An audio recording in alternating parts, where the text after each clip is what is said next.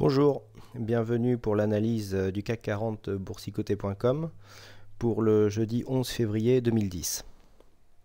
Bon, tout d'abord, je tiens à vous signaler un petit souci technique au niveau du graphique d'aujourd'hui, car normalement la bougie que nous avons aujourd'hui n'est pas une bougie verte parce que nous n'avons pas eu une clôture en fait comme il est indiqué ici à 3580, une ouverture pardon à 3593, mais bien à 3660. Voilà, on la voit ici, hein, donc on a bien une bougie rouge qui englobe le doji de la veille. Bon, pour un souci esthétique, je vais continuer mon analyse sur l'autre graphe, mais bon, quand je parlerai d'avalement, il faudra bien comprendre que ça vient d'une erreur technique de la part de ProRealTime. Voilà. Donc ici, comme je viens de vous l'indiquer, ouverture à 3660, clôture à 3616.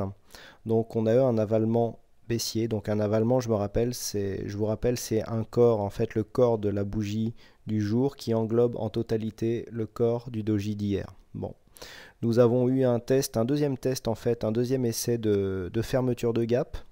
Hein, vous voyez là le bas du gap qui se trouve ici. Bon, ben, on voit bien que le maximum de la mèche est venu essayer de combler ce gap, mais n'y est pas parvenu. Donc après, il s'en est suivi une forte baisse. Même si c'est remonté encore un petit peu, on est resté quand même sur des niveaux assez bas, sachant que le plus bas, pareil, hein, on le voit ici, est venu à peu près aussi bas à quelques points près qu'il y a 2 jours. Ce que nous pouvons dire donc sur cette séance, c'est que le CAC 40 effectivement a du mal à venir combler ce gap ici. Il faut dire on commence à avoir beaucoup de lignes techniques, hein. On a ici une forte résistance. On arrive dans un endroit où cette forte résistance va croiser ici la trendline baissière qui délimite la tendance moyen terme. Bon, on arrive à la croisée des chemins, hein, surtout que si on se replace en fait dans une vision plus moyen terme, on se rend compte que ici, le support que je vous ai tracé là est vraiment un support majeur, hein, vers les 3550 points. On a eu un rebond ici, on a eu un rebond ici, un rebond ici, donc ça fait déjà 3.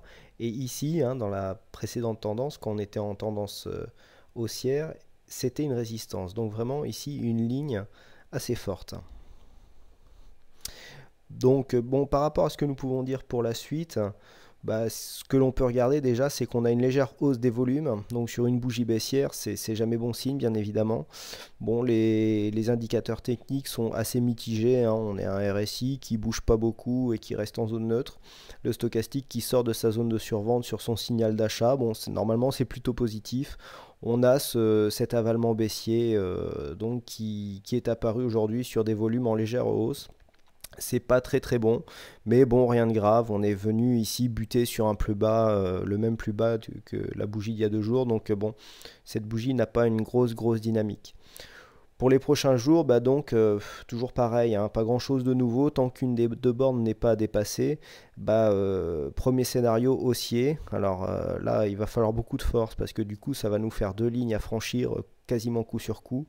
Donc soit on arrive à casser ici cette dynamique ici, donc combler ce gap et ensuite casser cette résistance baissière, soit bon, ça viendra beaucoup bien évidemment des données macroéconomiques, hein, par rapport au plan de sauvetage des pays européens qui ont du mal à sortir de cette crise, soit nous viendrons ici casser ce support moyen terme. Bon, et comme chacun le sait au niveau des analyses chartistes, un support sur lequel il y a eu beaucoup de rebonds, comme ça, comme je vous l'ai fait voir tout à l'heure sur la vue moyen terme, s'il est cassé, libère beaucoup d'énergie à la baisse et donc on pourrait rapidement aller rejoindre les 3400 points, hein. C'est ce que je vous mets en général en scénario alternatif à la fin de mon analyse écrite.